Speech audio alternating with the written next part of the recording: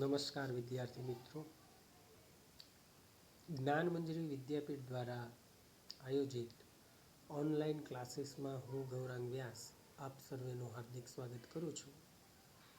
ગયા લેક્ચરમાં આપણે 8મા પ્રકરણ વિશે વાત કરી હતી. 18મી સદીના શાસકો એ પ્રકરણની ચર્ચા પૂર્ણ થયા બાદ આપણે સંસાધનોનું જતન અને સંરક્ષણ પ્રકરણ નંબર 13 એ પાઠ વિશે ચર્ચા આજના લેક્ચરમાં કરવાની છે. તો વિદ્યાર્થી મિત્રો, સૌથી મહત્વનું અહીંયા એ છે કે સંસાધનનું જતન અને સંરક્ષણ. પહેલી વાત કે સંસાધન કોને કહેવાય. જતન એટલે આપણે જાણીએ કે એની માવજત કરવી, અને સંરક્ષણ એટલે કે એને એક પ્રકારનું રક્ષણ પૂરું પાડવું. તો અહીંયા પહેલો જ આપણા મનમાં એવો વિચાર આવે કે આપણે સંસાધન કોને કહેવાય, અથવા એવી કઈ વસ્તુ હોય કે જેને સંસાધન કહી શકાય. તો એક સામાન્ય વાત છે કે માનવે પોતાની બુદ્ધિ, શક્તિ, આવડત, કલા, કૌશલ્ય દ્વારા જે કંઈ કુદરતે આપેલું છે એ કુદરતી વસ્તુની અંદર પોતાના કૌશલ્ય થકી, આવડત થકી, બુદ્ધિ થકી, જ્ઞાન થકી જે કંઈ પરિવર્તન કરી અને ઉપયોગમાં આવે એવી એક નવી જ વસ્તુનું સર્જન કર્યું હોય એને આપણે સંસાધનો કહીએ છીએ. તો શું આ સંસાધનો બધા કુદરતી હોઈ શકે? તો અહીંયા એવો પ્રશ્ન ઉપસ્થિત થાય કે જો કુદરતે આપેલી વસ્તુ છે એમાં માનવે પોતાની બુદ્ધિનો ઉપયોગ કરીને પરિવર્તન કરી અને ઉપયોગમાં મૂકી શકાય એવી વસ્તુઓ બનાવી, તો શું સંસાધનો બધા જ કુદરતી હોઈ શકે? ના, બધા જ સંસાધનો કુદરતી હોતા નથી. અમુક સંસાધનો એવા પણ હોય છે કે જે માનવ નિર્મિત હોય છે. એ જ્યારે આપણે પાઠની અંદર વધારે ચર્ચા આવશે એ મુદ્દા અનુરૂપ ત્યારે આપણે સમજવાનો પ્રયાસ કરીશું. તો આપણે પાઠ હવે શરૂ કરીએ છીએ ધીરે ધીરે. સૌ પ્રથમ અહીંયા આવે છે સંસાધન, જેના વિશે મેં હમણાં તમને વાત કરી. તો પ્રસ્તાવનામાં જણાવવામાં આવ્યું છે કે પૃથ્વી પરથી મળતા અને માનવીને ઉપયોગમાં આવતા કુદરતી પદાર્થોને સંસાધન કહે છે. જે પૃથ્વી પરથી મળી આવતા હોય અને માનવીને ઉપયોગમાં આવતા હોય એવા કુદરતી પરિબળોને શું કહેવામાં આવે છે? તો કે સંસાધન કહેવામાં આવે છે. હવા, જળ, જમીન, વનસ્પતિ અને ખનિજોના સ્વરૂપમાં આપણને મળેલી કુદરતી બક્ષિસ એટલે કુદરતી સંસાધન. હવા, જળ, જમીન, વનસ્પતિ અને ખનિજોના સ્વરૂપમાં. ખાસ કરીને અહીંયા કઈ વાત કરી? હવા, જળ, જમીન, વનસ્પતિ અને ખનિજો. આ બધી જ વસ્તુ કેવી છે? તો કે કુદરતી છે. એમાં માનવ દ્વારા કશું ઉત્પન્ન કરવામાં આવતું નથી. કુદરતી સંસાધન કહેવાય છે એને. સંસાધનો રાષ્ટ્રીય અર્થતંત્રની કરોડરજ્જુ છે. સંસાધનો કેવા છે? તો કે રાષ્ટ્રીય અર્થતંત્રની કરોડરજ્જુ છે.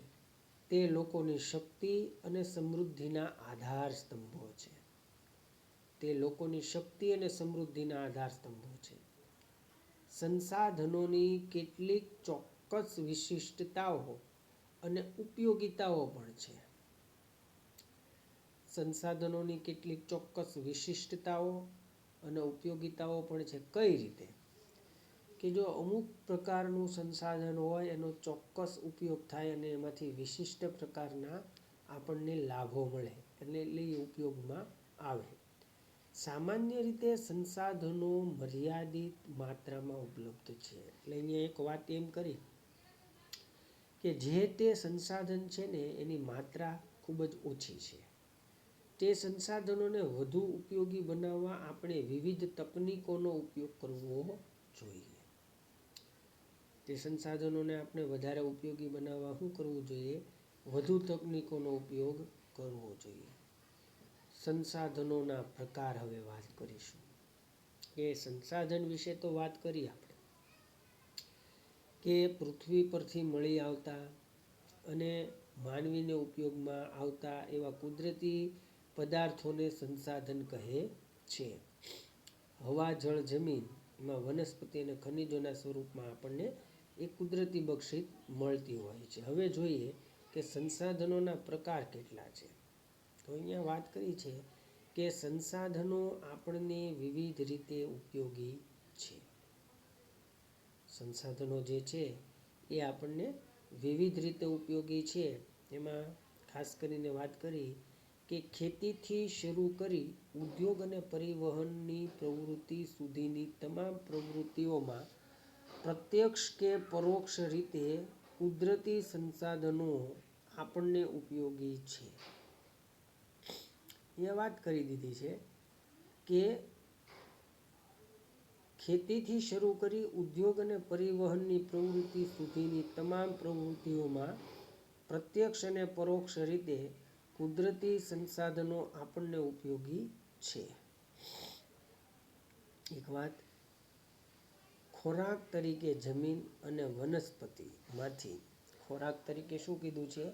જમીન અને વનસ્પતિમાંથી પ્રાપ્ત થતી વિવિધ સામગ્રી, ઈંધણ અને ઉર્જા તરીકે સંસાધનો આપણને ઉપયોગી છે. ખોરાક તરીકે જમીન અને વનસ્પતિમાંથી પ્રાપ્ત થતી વિવિધ સામગ્રી, એમાં ખાસ કરીને ઈંધણ અને ઉર્જા તરીકેના સંસાધનો આપણને ઉપયોગી છે. એટલે અહીંયા એક વાત કરી દીધી છે સંસાધનોના પ્રકારના મુદ્દા હેઠળ કે ભાઈ સંસાધનો આપણને વિવિધ રીતે ઉપયોગી છે. એક રીતે નહીં. ખેતીથી શરૂ કરીને ઉદ્યોગ અને પરિવહનની પ્રવૃત્તિ સુધીની તમામ પ્રવૃત્તિઓમાં પ્રત્યક્ષ કે પરોક્ષ રીતે કુદરતી સંસાધનો આપણને ઉપયોગી છે. એટલે એમ કીધું છે કે આપણી જે તે પ્રવૃત્તિનો મુખ્ય આધાર એ પ્રત્યક્ષ કે પરોક્ષ રીતે સંસાધનો હોય છે. ખોરાક તરીકે જમીન અને વનસ્પતિમાંથી પ્રાપ્ત થતી વિવિધ સામગ્રી, ઈંધણ અને ઉર્જા તરીકે સંસાધનો આપણને ઉપયોગી છે. અહીંયા એ પણ વાત જાણવા મળે છે કે ઈંધણ અને ઉર્જા તરીકે પણ આ વસ્તુ આપણને ઉપયોગી છે. સંસાધનોને સામાન્યતઃ બે જૂથોમાં વહેંચવામાં આવે છે. અહીંયા આપણે સંસાધનોના પ્રકાર વિશે વાત કરી રહ્યા છીએ વિદ્યાર્થી મિત્રો. સંસાધનો એટલે શું એની વિશે વાત કરી દીધા. ફરીવાર એ કહું કે પૃથ્વી પરથી મળી આવેલા અને માનવીના ઉપયોગમાં આવતા એવા તમામ કુદરતી જે પદાર્થો છે એને સંસાધન કહેવામાં આવે છે. હવે અહીંયા સંસાધનોના બે પ્રકાર પાડવામાં આવેલા છે, કુદરતી અને માનવ નિર્મિત. એટલે કે સંસાધનો એકલા કુદરતી નથી હોતા, માનવ નિર્મિત પણ હોય છે. પહેલી વાત કરી ભૂમિ, જળ, ખનિજો અને જંગલોનો કુદરતી સંસાધનોમાં સમાવેશ થાય છે. ભૂમિ, જળ, ખનિજો અને જંગલોનો કુદરતી સંસાધનોમાં સમાવેશ થાય છે. તેમાં પણ બે પ્રકાર પડે છે. કયા કયા? તો કે જૈવિક અને અજૈવિક. ભૂમિ, હવા, જળ, જમીન અજૈવિક સંસાધનો છે, જ્યારે જંગલો અને પ્રાણીઓ જૈવિક સંસાધનો છે. જૈવિક અને અજૈવિક, કુદરતી હોય, અકુદરતી હોય. બરાબર? જે વસ્તુ કુદરત દ્વારા નિર્મિત થતી હોય તો એ વસ્તુ અજૈવિક અહીંયા કહેવામાં આવી છે, અને જંગલો અને પ્રાણીઓ છે એ જૈવિક છે. તો માનવીએ સર્જેલા ઔદ્યોગિક એકમો, સ્મારકો, ચિત્રકળા અને સામાજિક સંસ્થાઓ વગેરે માનવ નિર્મિત સંસાધનો છે. અહીંયા વાત એ પણ કરી કે સંસાધનોના સામાન્યતઃ બે પ્રકાર પડે છે, એક કુદરત નિર્મિત અને એક માનવ નિર્મિત. ભૂમિ, જળ, ખનિજ અને જંગલોની કુદરતી સંસાધનોમાં સમાવેશ થાય. એમાં પણ બે પ્રકાર પડે છે, જૈવિક અને અજૈવિક. એમાં ભૂમિ, હવા, જળ, બરાબર, અને જમીન એ અજૈવિક સંસાધનો છે, જ્યારે જંગલો અને પ્રાણીઓ એ કેવા છે તો કે એ જૈવિક સંસાધનો છે.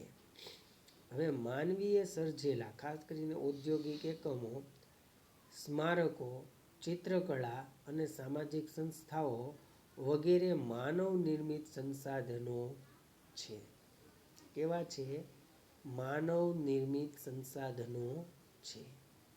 મનુષ્યમાં રહેલા જ્ઞાન, બુદ્ધિ, કૌશલ્ય, સ્વાસ્થ્ય અને અન્ય ગુણોનો સમાવેશ માનવ સંસાધનમાં થાય છે. મનુષ્યમાં, આ વાતને આપણે આગળ પ્રસ્તાવના પહેલા પણ સમજી ગયા છીએ કે મનુષ્યમાં રહેલા જ્ઞાન, કૌશલ્ય, આવડત, કલા, કૌશલ્ય બે એકબીજા સાથે જોડાયેલા છે અને સ્વાસ્થ્ય કે અન્ય ગુણોનો સમાવેશ એ માનવ સંસાધનમાં થાય છે.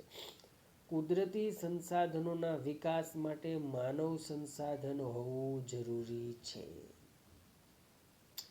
કુદરતી સંસાધનોના વિકાસ માટે માનવ સંસાધન હોવું જરૂરી છે. એટલે કે જો કુદરતી સંસાધનોનો વિકાસ કરવો હોય તો માનવ પણ એક સંસાધન જ છે. કારણ કે માનવમાં જુદી જુદી આવડત હોય, જ્ઞાન હોય, કલા, કૌશલ્ય, બુદ્ધિ, આમ દરેક માનવમાં આ બધી વસ્તુઓ અલગ અલગ જોવા મળે છે. એટલે અહીંયા એમ પણ કીધું છે કે માનવ પણ એક સંસાધન હોવું જોઈએ. બરાબર. કેટલાક એવા સંસાધનો છે જે ચોક્કસ સમયમાં સ્વયં નિર્માણ પામે છે. અહીંયા ચોખ્ખી વાત કરી છે કે કેટલાક એવા સંસાધનો છે કે જે અમુક સમયની ચોક્કસ અવધિમાં એ નિર્માણ પામતા હોય છે પોતાની જાતે. ઝાડ પાન, પશુ પક્ષી વગેરેમાં પોતાની જાતે પેદા થવાની ક્ષમતા હોય છે. આમ વન અને વન્યજીવો ચોક્કસ સમયમાં નિર્માણ પામતા રહે છે. વન અને વન્યજીવ એ ચોક્કસ સમયમાં નિર્માણ પામતા રહે છે. અહીંયા જૈવિક અને અજૈવિક એ મુદ્દો સમજવા જેવો છે. જૈવિક કોને કીધું છે કે જે જૈવિક અને અજૈવિકમાં ભૂમિ, હવા, જળ અને જમીન છે એ અજૈવિકમાં આવે છે, જ્યારે જંગલો અને પ્રાણીઓ છે એ જૈવિકમાં આવે છે. એટલે એનો અર્થ એમ છો કે જંગલો હોય કે પ્રાણીઓ હોય એ પોતે પોતાની રીતે પેદા થવાની ક્ષમતા ધરાવે છે. જ્યારે ભૂમિ, હવા, જળ અને જમીન એ માત્ર ને માત્ર કુદરત દ્વારા જ ઉત્પન્ન થાય છે. એટલા માટે એને અજૈવિક કહેવામાં આવે છે. બરાબર. હવે સંસાધનોના સંરક્ષણ અર્થે શું કરવું જોઈએ? કારણ કે અહીંયા વાત આપણે સમજ્યા કે સંસાધનો કેટલા મહત્વના હોય છે. સંસાધનોમાં આપણે કુદરતી સંસાધનો વિશે પણ વાત કરી અને માનવ નિર્મિત સંસાધનો વિશે પણ વાત કરી. તો આ બે પ્રકાર પરથી આપણને સ્પષ્ટ થાય છે કે ખરેખર સંસાધનો શું છે. સંસાધનોની પાછળ કુદરત દ્વારા જે આપેલા સંસાધનો છે એની પાછળ માનવ શ્રમ લાગેલો હોય છે. એટલે અહીંયા એક વાત એ પણ સ્પષ્ટ થાય છે કે માનવ શ્રમ પણ જરૂરી છે. બરાબર. તો એક વાત આપણે સમજ્યા. તો હવે આપણે સંસાધનોના સંરક્ષણ માટે કેવા કેવા ઉપાયો હાથ ધરી શકીએ એ વાત વિશે ચર્ચા કરવાની છે. બરાબર.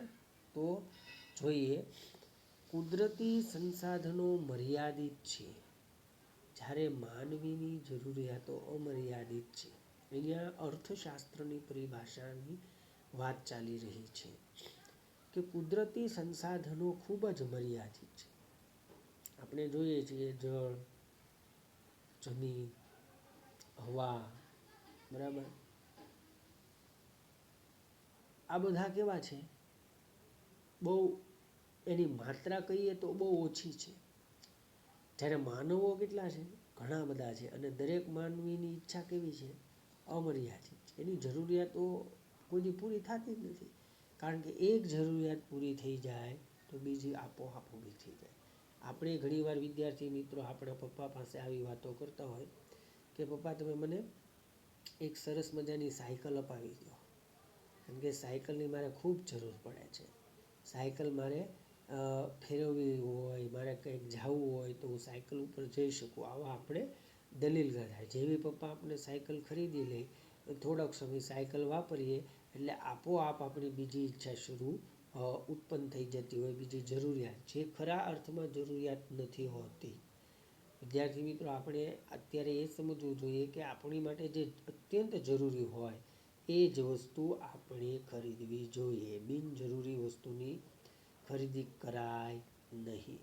જેમ કે તમે સાયકલ જરૂરી છે તો એ ખરીદો, પણ સાયકલ પછી એ જરૂરિયાત સંતોષાઈ ગયા પછી તમે બાઇકની જરૂરિયાત મૂકો કે મારા બધા મિત્રો બાઇક વાપરે છે, મારે બાઇક જોવે છે, એ યોગ્ય ન ગણાય. અહીંયા જરૂરિયાત માટેની એક ઉદાહરણની સમજૂતી હું આપી રહ્યો છું.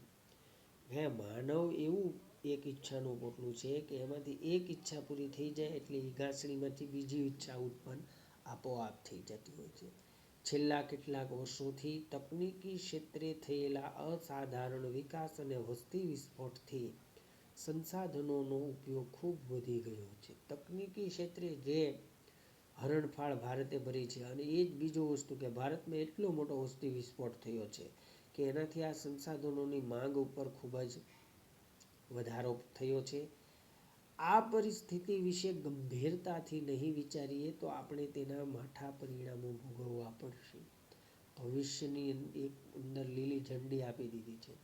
અહીંયા ભવિષ્યની વાત દર્શાવવામાં આવી છે. જો આ બાબત ઉપર જો ગંભીરતાથી નહીં વિચારીએ તો આપણી આવનારી પેઢી એના માઠા પરિણામો ભોગવશે. એટલે જ ભવિષ્યની પેઢીઓ માટે સંસાધનોનું રક્ષણ કરવું એ આપણી સૌની ફરજ છે. સંસાધનોનું રક્ષણ એટલે સંસાધનોનો વિવેકપૂર્ણ ઉપયોગ. કેટલાક સંસાધનો પોતાની મેળે જ ચોક્કસ સમયમાં હિસ્સાની પૂર્તિ કરે છે અથવા અખૂટ હોય છે, જેને નવીનીકરણીય સંસાધનો કહેવાય છે. અહીંયા એ પણ વાત કરી કે જો આપણે અત્યારે સંસાધનો વિશે ગંભીરતાથી વિચારશું નહીં તો એના માઠા પરિણામો ભવિષ્યમાં ભોગવવા પડશે. એટલે જ કીધું છે કે ભવિષ્યની પેઢી માટે સંસાધનોનું રક્ષણ કરવું ખૂબ જરૂરી છે, અને એ આપણા સૌની ફરજ પણ છે. સંસાધનોનું રક્ષણ એટલે સંસાધનોનો વિવેકપૂર્ણ ઉપયોગ. કેટલાક સંસાધનો પોતાની મેળે ચોક્કસ સમયમાં હિસ્સાની પૂર્તિ કરે છે અથવા અખૂટ છે, જેને નવીનીકરણ સંસાધનો કહેવાય છે. જેમ કે જંગલો, સૂર્યપ્રકાશ એકવાર વપરાયા પછી પુનઃ ઉપયોગમાં લઈ શકાતા નથી કે બનાવી શકાતા નથી. તેને અનવીનીકરણીય સંસાધનો કહે છે. જેમ કે પેટ્રોલિયમ, ખનિજ, કોલસો, કુદરતી વાયુ.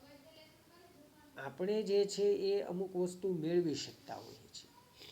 એટલે અહીંયા પુનઃ પ્રાપ્ય થતા સંસાધનો અને પુનઃ અપ્રાપ્ય થતા સંસાધનો, સૂર્યપ્રકાશ છે, જંગલો છે, એ જ્યારે પેટ્રોલિયમ, ખનિજ, કોલસો, કુદરતી વાયુ એ અનવીનીકરણીય છે. એટલે કે એકવાર વપરાયા બાદ એને પુનઃ ઉપયોગમાં લઈ શકાતા નથી. આપણે વાત આગળ કરીએ સંસાધનની. એમાં ભૂમિ સંસાધન આવે, જંગલ સંસાધન આવે, પ્રાણી સંસાધન આવે, જળ સંસાધન આવે, કૃષિ સંસાધન આવે અને ખનિજ સંસાધન આવે.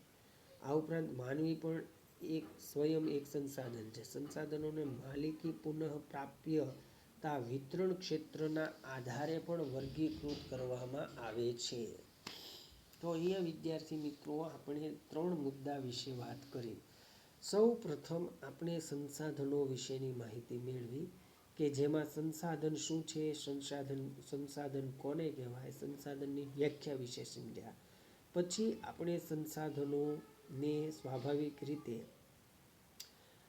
વર્ગીકૃત કર્યા કે સંસાધનો કેટલા, એના પ્રકાર કેવા, સંસાધનોની મર્યાદા કેવી માનવીની. પછી આપણે સ્વાભાવિક સંસાધનોના પ્રકાર વિશે વાત કરી અને સંસાધનોના ઉપયોગ વિશે વાત કરી. તો સંસાધનો મર્યાદિત છે, જ્યારે માનવીની ઈચ્છા કેવી છે, અમર્યાદિત. અને છેલ્લે આપણે સંસાધન જોયા તો અહીંયા તમારા નજર સમક્ષ દ્રશ્યમાન થાય છે એટલા સંસાધનો છે, 3 ને 3 6. અહીંયા મુખ્યત્વે આપણે 6 સંસાધનોની વાત કરવાની છે.